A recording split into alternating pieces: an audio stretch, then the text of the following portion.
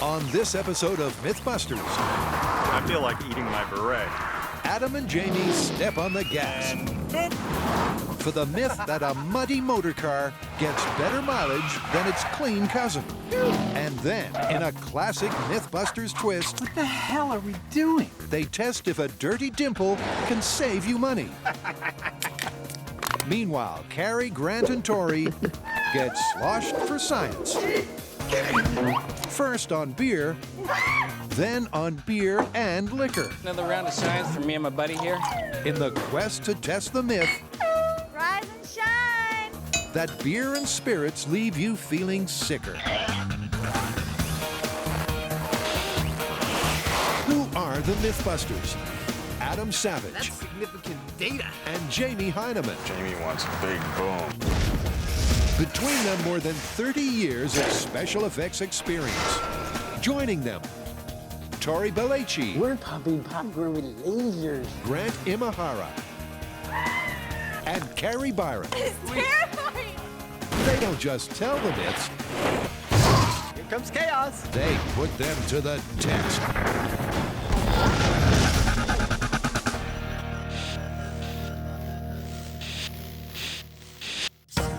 First up, Adam and Jamie are getting down and dirty.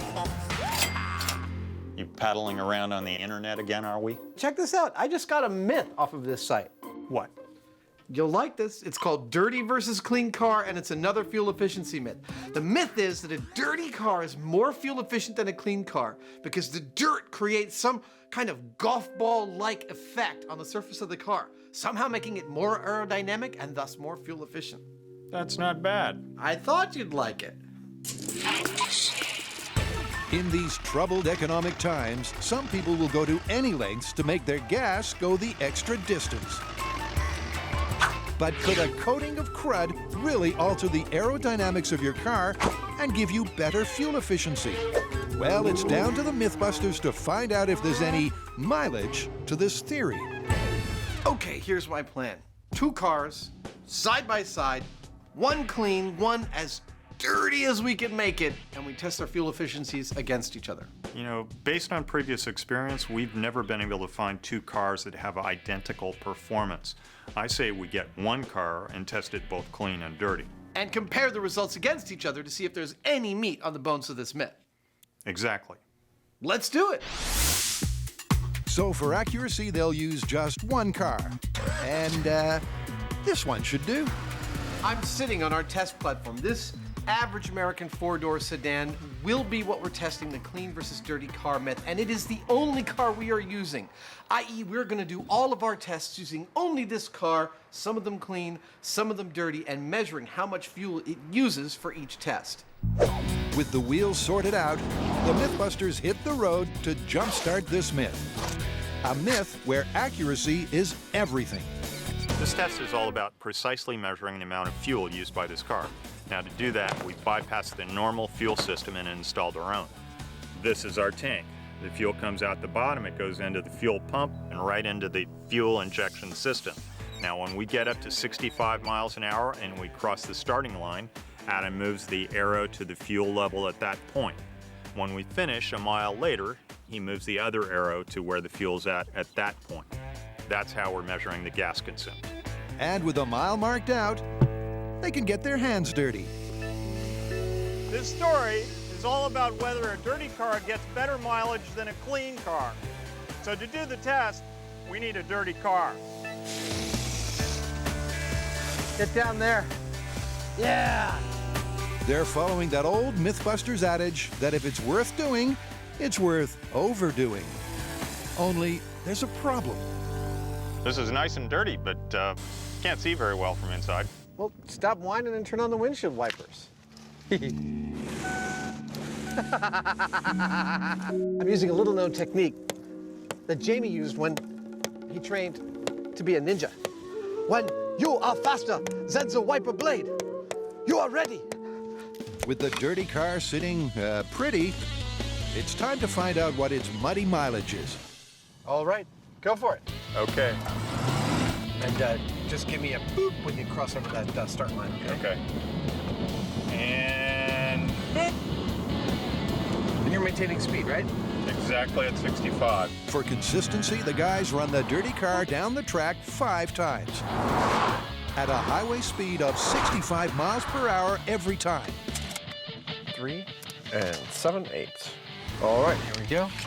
And then Adam converts the inches into miles per gallon. All right, so we ran this dirty car on a course that was exactly a mile long every single time at precisely 65 miles per hour, and the results are pretty consistent. Averaged out over all the runs, I'm coming up with a fuel efficiency of exactly 24 miles to the gallon. Dirty car, 24 miles per gallon, huh? That's correct. Let's clean it up. All right. 24 miles per gallon seems reasonable. But now for some good, clean fun. They're getting rid of the grime for the clean car comparison test. Wow, that really was dirty. But one shampoo and scrub ain't gonna ditch the dirt. Let's go through one last time. 6 car washes and some Heinemann buffing later, and the car is spotless. But Jamie's not so sure about the myth. I'm not much for conventional wisdom, but if the theory is correct, that means all those shiny airplanes and shiny cars zooming around out there missed the boat somehow. I don't think so. Well, there's only one way to find out. Everything's ready to go?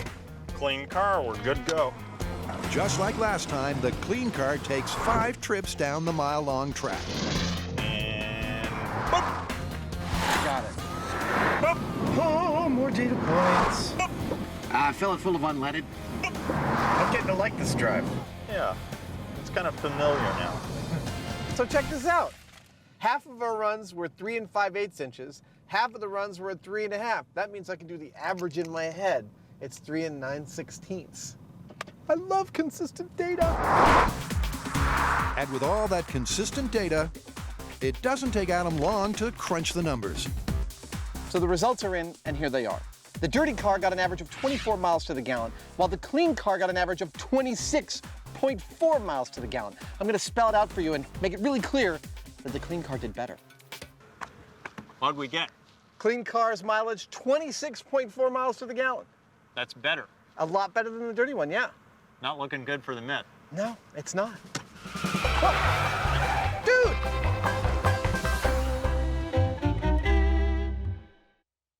Next, the team is hitting the sauce for science.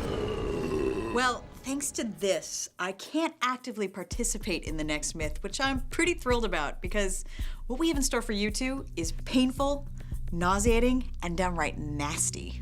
This is like a running theme for you, isn't it? All right, what is it this time? This myth is actually about the morning after. Stick to beer, you're in the clear. Beer and liquor, never sicker. So assuming you consume the same amount of alcohol, a night on beer alone will leave you feeling better the next day than if you mix your drinks. Exactly. So we're not just getting drunk for science, we have to get hangovers? You'll be suffering for science, Tori. Ugh.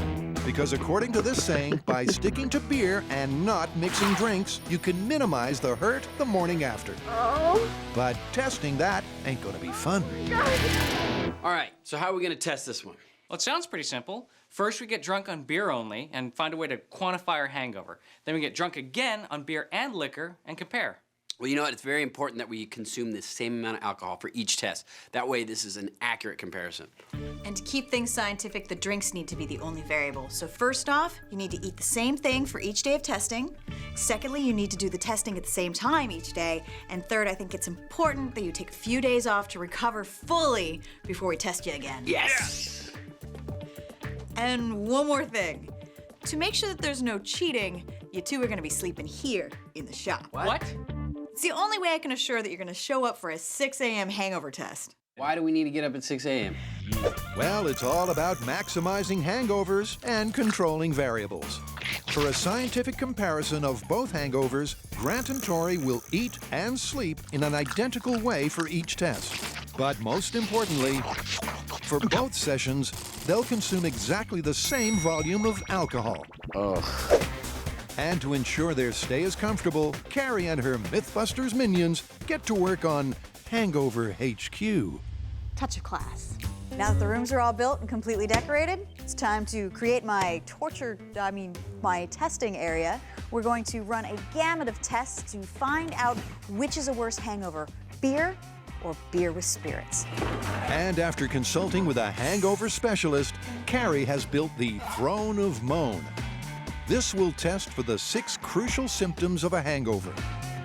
The first 2 being sensitivity to light and sound. Basically, these lights are going to start low and get brighter and brighter till they say stop. Okay. Right there. Yeah, that's good. Now, on to sound, volume and duration. We'll start at a low volume, and we'll get louder and louder until they just can't take it anymore. Stop! Thirdly, to test just how well their hungover brains are functioning, The boys will be looking at a series of 10 pictures, which they need to remember all of and in order. Each test, the pictures will be the same, but the order will change. You're doing good. When you talk, it breaks my concentration. next up, Then they move on to the headache assessment. They're going to decide between 1 and 10 how bad their headache is, because everybody knows a really bad headache goes along with a really bad hangover. I'm gonna have to give it a 9. Ooh. fifth, to test the level of dehydration, it's the pinch. You pinch your skin for 3 seconds. If you're a healthy, hydrated person, it snaps right back into place. But if you're dehydrated, your skin will stick there and slowly go back to normal. Whoa. Creepy. We're going to film that on high speed so that we can get exactly how long it takes for them to go back to normal.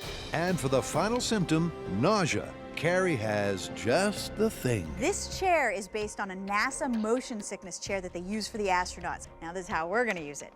We're gonna turn up to maximum spin, and they're gonna move their heads forward, back, side, side, until either they cry for mercy or they vomit. But for the time being, that's under wraps, No peeking. as it's time to reveal their new digs to Tori and Grant. Open your eyes. Casa del MythBusters. Where Carrie has one more surprise. These are for your video diaries. Oh boy, so we're gonna get drunk and then videotape ourselves? Absolutely. That could be damaging. All right, so for tonight, what are we doing? Okay, well tonight is the control test. So you're staying completely sober, just keep yourselves occupied, and in the morning we'll come back and do all the baseline tests. With that, Carrie heads home and the guys settle in for some entertainment. MythBusters! I like when they fight and throw stuff while they're making motorcycles. After turning in at midnight, it's only 6 hours before Carrie arrives with just what this myth needs. Time for science! More cowbell. Why must you torture us like this? Science doesn't sleep. Carrie wastes no time getting their tired but hangover-free baseline controls. First up, it's the bright lights till they can stand it no longer. Ah, there it is. Okay, let's stop there. Okay, let me check the light. Then Carrie turns up the volume for audio.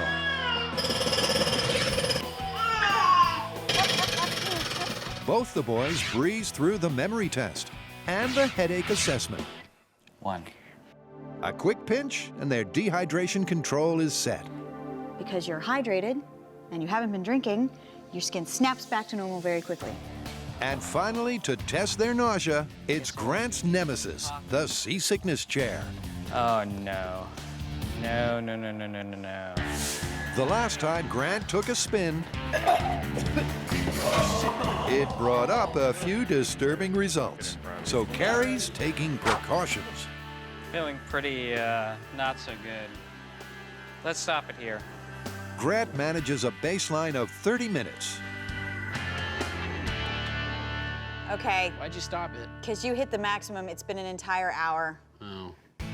Unsurprisingly, they both did well on their control tests. They weren't bothered by the noise or bright light, they weren't dehydrated, and their brains were functioning better than expected. So Carrie just ran us through a whole bunch of tests, and they were very annoying. And this is doing it without a hangover. I can't imagine how bad it's gonna be when we're hungover. Yep, this is gonna get ugly once the drinking starts. Go! The MythBusters are testing if you can get more mileage out of a dirty car than a clean one. Not not looking good for the Myth. No, it's not. But it looks as though this Myth has already run out of gas. That didn't work too well. Nope. Dirty car was far less efficient than the clean car. I don't know what to do. Well, isn't this myth about golf ball-like effects on a car? Yeah. Well, why don't we have a closer look at golf ball-like effects on a golf ball? And then see how that might apply to a real car. Exactly. I love it. Let's do it. Okay. So before they give up on the dirty car myth, There's a squirrel. Get him. they're hitting the Moffett Field links in the name of research. And while Adam gets into the swing of things, Be the ball, right? Jamie has teed up aerospace engineer Rabbi Mehta for the inside info on golf ball dimples. Why do golf balls have dimples? Very simply, because a dimpled golf ball travels further than a smooth one. Why is that? As a ball flies through the air, there's a thin layer that forms along the surface, which is called the boundary layer. So if we had a smooth ball, this laminar boundary layer tends to leave the surface at the location of the apex of the ball. This creates a separated region behind the ball, which we call a wake, and that means high drag. Now, if we dimple the ball, then the dimples will make that laminar boundary layer turbulent and thereby make it more energetic. It's able to stay attached to the surface for a longer period, therefore delaying separation, smaller wake, less drag. So just how much of a difference do those dimples make? To find out, they'll need the perfect swing. Something Adam hasn't quite mastered yet. So for a top-notch drive, the MythBusters have enlisted pro golfer William Lim. So this is how we're going to do it. We're going to hit one dimpled, one smooth, one dimpled, one smooth. We have a fairly large sample size. We'll get the results and average them. William alternates between driving the regular and smooth balls. I claim this golf ball in the name of MythBusters. The only difference being the dimpling. In every other respect, they're identical. The smooth one feels like hitting a brick. I swapped it out when you weren't looking. But it's not all fun and games. The important thing here is the science. Well, first of all, William, nice shooting. Thank you. These are all really tightly clustered. But you'll notice the smooth balls are all here, dimpled balls way down that way. Looks almost twice as far to me. Yeah, at least. It's clear those dimples make a huge difference. I'll be darned.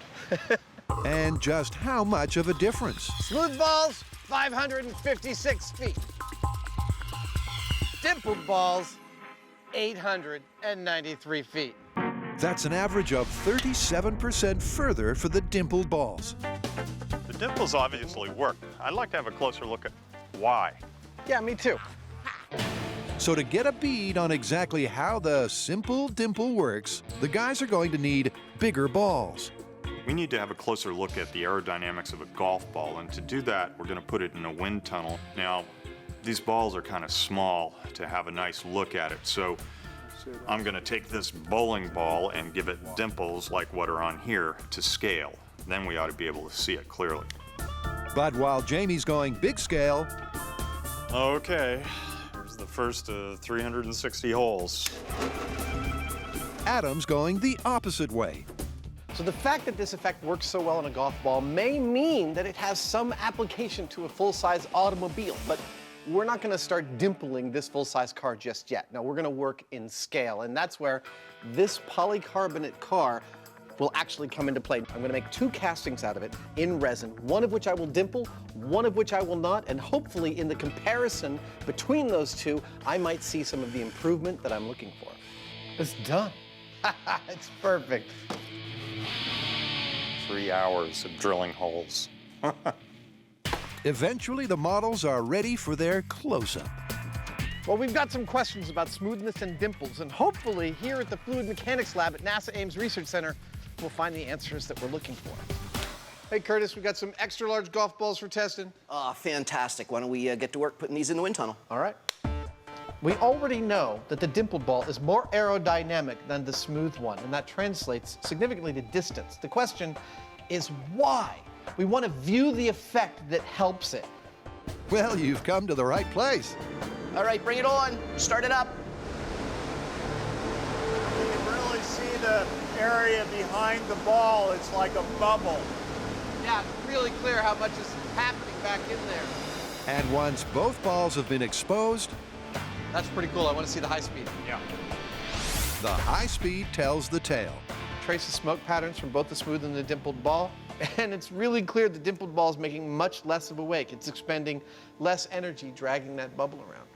which is why it'll travel farther. The chaotic boundary layer on the dimpled ball created a smaller wake, and therefore less drag. The only question we've now got to answer is, will this effect translate to the shape of a car? Well, that's a perfect segue to the next sequence. Almost too perfect. This thing right here is a water channel, and the water in it is moving about an inch a second, which allows us to inject fluorescent dye streams into it so we can have a close look at flow patterns around various objects. Now, given that we're dealing with aerodynamics, why are we using water? Well, because technically water and air are both fluids, and for our purposes, they behave the same way. Well, that's a good thing, because Adam's already got the smooth car immersed. Beauty, look at that. Well, I'll turn on the dye. All right. Wow, that is so beautiful. So that dead zone behind the car, that's what's slowing it down, right? Yeah, that's the wake, and the smaller it is, the better off we are as far as mileage. And once some red dye is added, the static wake is even clearer. Ah, look at that. That is so cool. It's just sticking there. But how will the dimpled car compare? It's a good day to die. Okay, that's interesting. It looks like it starts at the same point on the car, but look at the green lines. They look like they're hugging closer. It looks like that bubble is small. It could be narrower, but to be accurate, we should look at the two images side by side. Well, it's funny you mention that, Jamie, because now through the magic of post-production, I want to show you each of the cars in its water channel tests. Here's the smooth car. Here's the dimpled car. Hold on, I'm going to leave frame so you can see them both as big as possible. Look at that. I don't know about you, but it seems subtle, but still somewhat there, that the dimpled car has a smaller wake. Does that mean that it's more fuel efficient? The only way to tell is for us to go full scale. but that's not going to be a walk in the park. For that, they'll need to get a little creative.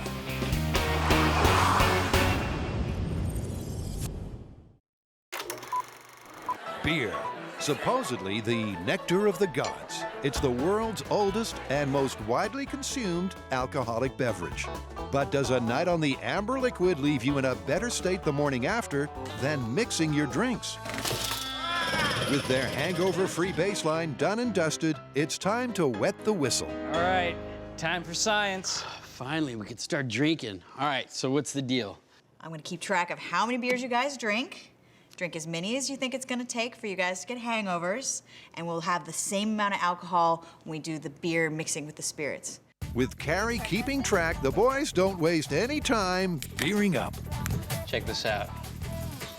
I don't always drink beer, but when I do, I prefer MythBusters. Because the goal of this experiment Can I get another round of science from me and my buddy here? is drinking enough to get hungover. Hey, darling, can I get another one? Something they're not happy about. Beer. We're not even that far in. I know, but science ain't pretty. Remember, Tori and Grant don't need to drink the same amount as each other. The crucial thing is that they drink the same volume of alcohol for this test and the mixed drinks test. Touch your nose with your left hand. Very good. All right, now with your right. After a solid session of 11 beers for Tori and 5 for Grant, it's clear that tomorrow morning is going to be bad. Okay, so they've had enough beers to get them sufficiently hungover for tomorrow. Not even yet. close. Almost. So I'm gonna leave the EMT in charge. I'm gonna go home and get a good night's sleep. Oh my God! Make sure they don't hurt themselves, Kevin. Bye. With Carrie gone and our EMT Kevin in charge, Tori has a sudden thirst for redecorating. You know, I was thinking what this room needs is maybe another door. Or a fire escape, perhaps? And that's got Grant worried. He just comes through and he's like, angry. I'm not angry. He's like the Hulk.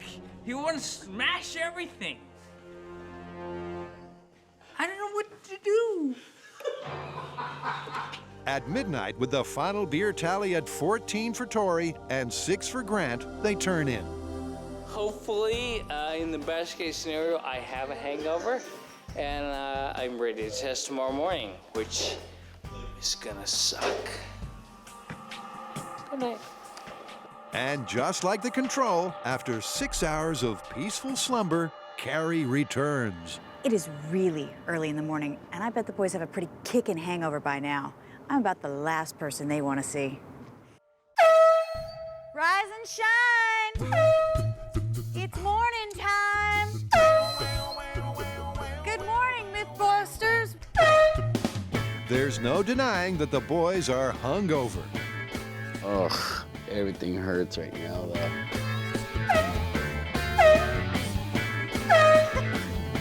My head is physically throbbing. It feels like it's like...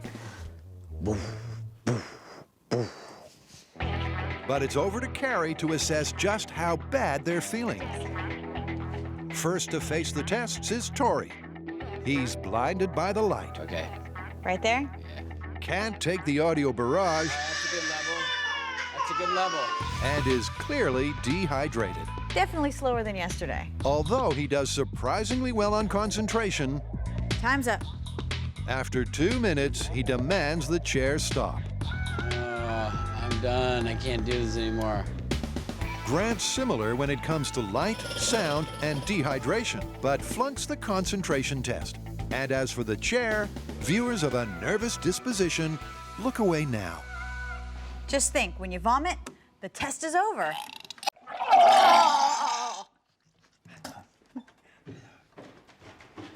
Pretty much, I think I was just holding back what was inevitable throughout all the tests. So, you know, I think as soon as I got up, I was feeling pretty queasy. Just sitting in the chair, it's just so many bad memories of it. Couldn't hold it back any longer. The morning after beer, both the guys' tolerance to light and sound has more than halved. They're at least 4 times more dehydrated, and their nausea is through the roof. Compared to the control, Grant and Tori are badly hungover. It's fun getting here, but man, now that I'm here, I'm not so happy. Turn that light off now.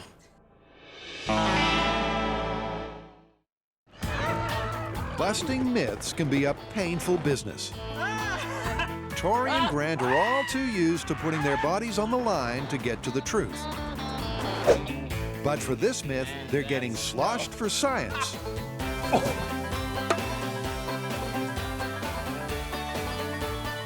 This is good behavior. And after a couple of days drying out, the boys are back at the bar, ready to buck their spirits up. Okay, what's the plan? We're about to mix our spirits with our beer. Now, this is how it breaks down. Here are your charts. Grant, you consumed 3.6 ounces of alcohol cumulatively through your beers. Tori, you consumed 7.968. So for that, it means you, Grant, need to drink 2 beers and 4 shots. Tori, you get to drink 5 beers and 8 shots. That sounds like I'm gonna die. It's the exact same amount of alcohol. And that's key. Despite their reluctance, for a scientific comparison, the guys will drink precisely the same volume of alcohol as test 1, but this time in the form of beer and spirits. Start date 5/19/09. This is the continuing experiment into beer versus liquor. Our tests have shown that the hangover-inducing machine is fully functional. Enterprise, I need a beer for me and my compadre. And once the beers have been beamed into their system, come here, you beautiful beer. The chasers are set to stun. Pour the whiskey, Red. Yeah, give me a shot of tequila. Remember, the guys have eaten exactly the same thing as the previous test day, started drinking at the same time, and are proceeding at the same rate. The only difference here is the mix of alcohol. at this same point, the other evening with beer, I was, surfing the couch. We were kicking holes in walls. We were doing all kinds of crazy stuff. But now I'm feeling pretty good. Walk the line, Imahara. It's a fine line. Walk it. I don't even think we're close to hangover drunk yet. But a few drinks later. All right, so I've had 5 beers. So I've had 5 beers and 8 shots. I've had 5 beers and I've 8 now. So I've had 5. Come on, you guys. Give me a little break. I think what Tori's trying to say is that the alcohol is working. Whoa! What it do? Eat! My job as executor of the alcohol is finished. They have both ingested their allotted amount for the evening. Now I'm happy to say it's time for me to go home because they're starting to get a little crazy. Indeed, excessive consumption of alcohol can impair judgment. Throw your head back if you can't throw the glass. And lead to recklessness. All right, look like it's time to go to bed.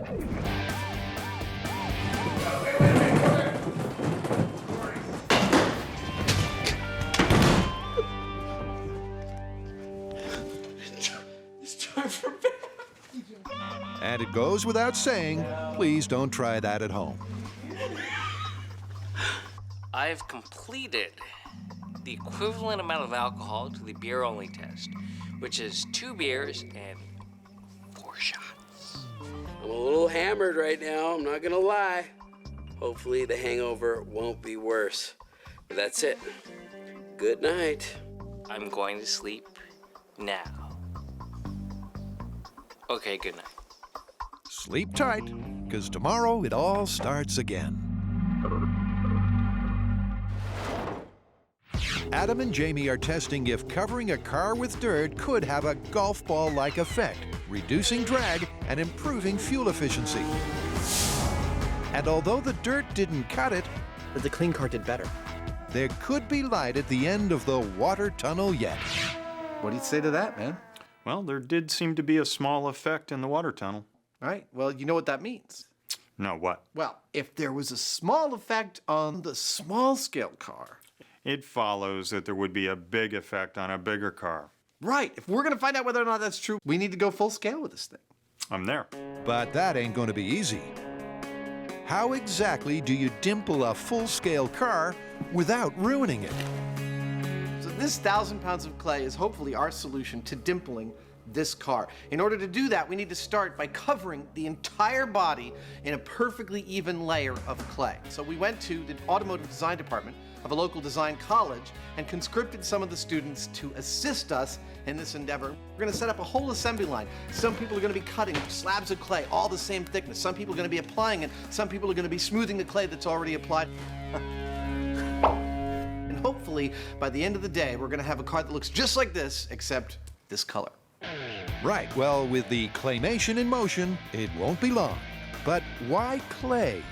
We decided to use clay on this car because actually dimpling the car is rather difficult. An impact on the sheet metal of the car would make a big cavity rather than just a nice little divot. The divots we can do on the clay, and that'll happen after we do the test with it smooth.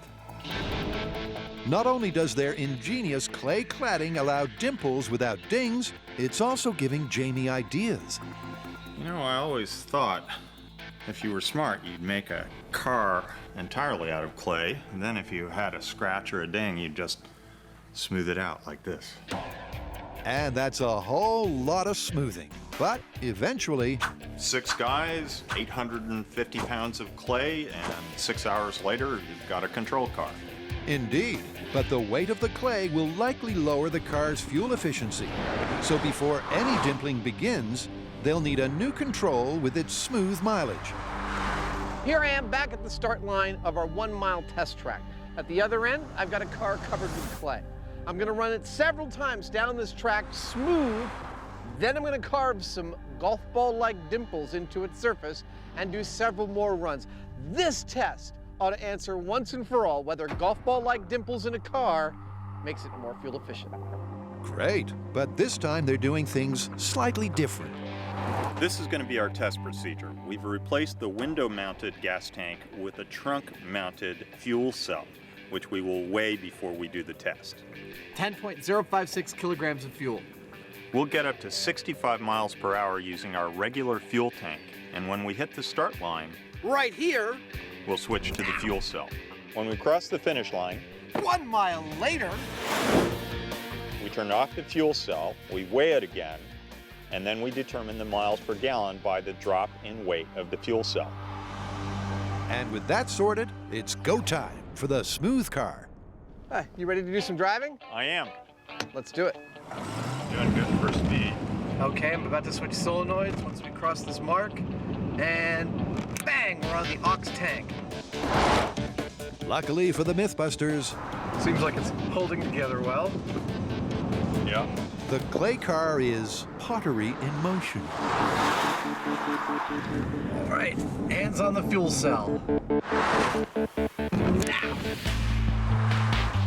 And after 5 runs, what's the magic mileage number? 9.553 kilograms. 26 miles to the gallon. Exactly the same as the car with no clay on it. I love it. I got a point I want to make because I can hear the complaint that you might have. I can hear it through the TV. You're thinking, how can 800 pounds of clay added to the outside of the car not change its fuel efficiency? But you're thinking about it wrong. See, we're not measuring the overall real-world fuel efficiency of this car. We're measuring it under very precise conditions, i.e. at 65 miles an hour for exactly 1 mile. Now, I grant you, with the clay on the car, it probably burned more fuel to get up to that speed. But that doesn't concern us. We expected to see no change with the clay on, and the data bore that out. And speaking of boring things out, we need to make a bunch of dimples all over this car, and you'd think we'd want to have something like a melon baller, but they actually don't work too well on clay. So I came up with my own tool. It's this thing right here. It's a wire that you rotate, and works pretty well. And there you go, dimple. Thanks to Jamie's divot device, the dimples are simple. This is what this whole episode is about. This is the most fun part of the whole thing. Fun, but there's a lot of clay to carve. Oops. So in true MythBusters form, a very familiar phrase just rang through my head. What the hell are we doing? We're compressing thousands of depressions. They kind of get slippery after a while, though. Into only 30 seconds. And the final result? I don't mean to get all weepy, but dude, this is lovely. That's one dimpled car. If ever there was a car that looked like a golf ball, this is it, huh? The dimpled car is an unmistakably MythBusters, unmistakably over-engineered take on the golf ball effect. I haven't seen anything like that before, anywhere. All the different ways we discussed how to do this, different tools and different materials, nothing I was thinking about when we first started positing how to do this looked this good. It looks fantastic. Yeah. I can see it now. All the NASCARs are going to be looking like this. What do you think? Maybe, Jamie, but that all depends on how well it does. First, Grant and Tori stuck to beer. And I can't do this anymore. Then last night it was beer and liquor. So if the myth is right, this morning they should be feeling a lot sicker. Here we go again. This is the final day, the final wake-up call for the boys in the testing of the myth. Will beer and liquor make you sicker? I've got all of my testing equipment ready, and we're gonna go wake the boys up now. Good morning, MythBusters. It's time to start science. And while Tori is certainly worse for wear, I feel like somebody has hammered a 10-inch spike into my head. Grant is a different story. Grant, are you awake? Grant.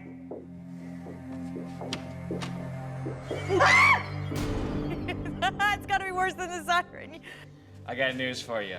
I'm awake and I'm not hungover. Hold on there, Mr. Imahara. Explain yourself. For whatever reason, the same amount of alcohol divided between beer and hard liquor is much easier on my system than just straight beer. On the straight beer, I was kind of, doing all kinds of crazy things, but with the liquor, with the hard alcohol shots, I feel that I remained fairly lucid throughout the evening. And when I went to bed, I was like, you know, I probably could do more, but I had to stop because we have to stop at the same amount of alcohol. Well, we'll see. Indeed we will, because just like the last time, Carrie is putting her guinea pigs through their hungover paces. I think I'm never gonna drink again. Ooh, that's a good sign of a hangover. Wink. Okay, grab the light meter and put it next to your face. Copy. Okay. It's obvious Grant isn't suffering too badly. He's not bothered by the light or sound, he has no headache, and he performs much better on the memory test. And time. Tori's sensitivity to light and sound is better than on beer, but he's still just as dehydrated.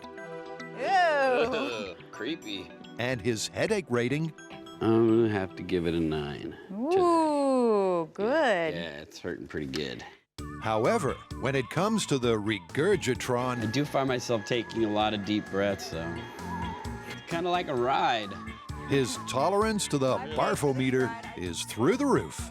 And as for Grant, Okay, full spin. But pretty much, you've already surpassed your last test.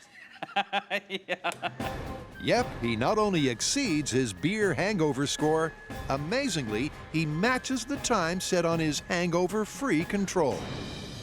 That's it, I'm calling it. You hit your control marker, and you haven't vomited. Well, all right. Guess the beer before liquor didn't make me sicker. That's amazing. I have not only heard that rhyme my whole life, I've totally thought it was true. I mean, we need to get all the numbers in to double check all the data, but I mean, Yeah, just seeing you and Tori, the bucket is clean. the bucket speaks. Indeed. And although we don't usually take our cues from buckets, this one might be onto something. Can you turn those lights up a little bit? Look, they seem a little dim. So I've just finished the last day of testing of which gives you the worst hangover. And you know what? I'm gonna have to say, beer and liquor, never sicker, it doesn't seem to be the case. I mean, right now I have a crazy splitting headache, way worse than I did when I drank the beer. But overall, I feel much better than when I drank just beer. But you know, we won't know for sure until we look at all the data. But right now, I don't know, this saying doesn't look like it's true. And the data backs Tori up. On light, sound, concentration, headache, dehydration, and nausea, Grant improved significantly. And while Tori's headache was more severe and his dehydration on par, on every other test, he did better than on beer alone. So what does that all mean for the morning after myth? Well, you know, to be honest, I felt a lot better after the test where you mixed beer and alcohol. Yeah, but for both of you, in almost every single test, you improved from the beer hangover. You know, these are really surprising results. This one's looking busted. Yeah, stick to beer, you're in the clear. Beer and liquor, never sicker. Pfft, busted. Busted. And you know what? That's it for me and beer. Forever? Okay, maybe just this week. Attaboy.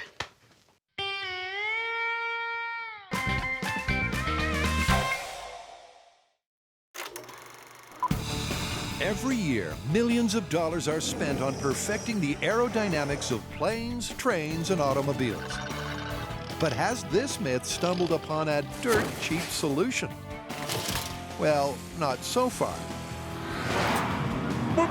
But thanks to a car riddled with dimples, It looks fantastic. Yeah. Adam and Jamie have one more dirty trick to try. Remember, it's the dimples on a golf ball that cut down its drag and make it fly further. So by covering the clay with these, That's one dimpled car. If ever there was a car that looked like a golf ball, this is it. it might make the car more aerodynamic. This is by far one of the stranger things we've ever built. And to my mind, actually one of the most beautiful, and not aesthetically either. I mean, to me, the beauty here is that we've taken the phrase golf ball-like effect on the car to the furthest possible point. No one can accuse us of not going far enough. Is this treatment going to translate to better fuel efficiency? I really don't think so. Adam's got his doubts, but before they test, there's one thing to make clear. But Adam, I hear you say, You cut out 1,082 dimples worth of clay. That significantly lightened the weight of the car, and that might translate to a better fuel economy. Ye of little faith. For look here. We have every dimple we've cut out of this car, and into the back. It goes. We thought of everything. Yep, everything. But will those dimples make a dent in the fuel consumption? 9,450 grams. That's our start weight. Well, by now you know the drill. Main tank solenoid is on. Let's go, dimple car! Now! This thing really is lovely. It looks better from a distance. You know what's funny? This is absolutely the category of things that work only as long as we need them to work. This thing's just gonna start sloughing whole body parts off any minute now. But despite 5 runs at 65 miles per hour, the clay catastrophe never comes. So it's over to Adam. 8,972 grams. All right, time to do a little math. What'd you get? Okay, so the clean car without any clay on it was 26 miles per gallon and change. The clay car with no dimples was 26 miles per gallon and change. The dimpled car, 29.65 miles to the gallon. There is a golf ball-like effect. I feel like eating my beret, but I'm not gonna. That's awesome. We totally didn't expect that result. If we had to bet, and not being a betting person, I didn't, but if we had to bet, we would have both said, if anything, this would get poorer mileage. Like, you know, we should have gotten something like the dirty car did. That's the coolest thing ever. And that result has got both MythBusters boggling. It flies in the face of conventional car wisdom that a smooth, streamlined surface reduces drag. Although the dimples are a long way from the dirty car and its coating of crud, it goes to show a rough surface can more than deliver. If it works for a golf ball, it ought to work for a car. But somehow I didn't think it was going to be that easy. You can say what you want, though. I mean, the fact is it worked. In fact, it gave us an 11% improvement, and that's significant. An 11% improvement may be significant, but It kind of makes you think, doesn't it? I mean, what does it all mean? Where does this leave our original myth that a dirty car will get better fuel economy than a clean car? Well, that myth is cleanly busted. But the theory behind that myth, as stated in the original myth, that there is some kind of golf ball-like effect that will help the car get better fuel efficiency, we actually found a golf ball-like effect that helps the car get better fuel efficiency. Strangely, I think we call this one myth busted, concept plausible. I was pretty impressed how well that worked. Yeah, I don't know if I'm gonna do it to my car anytime soon. Well, the clay'd fall off after a while.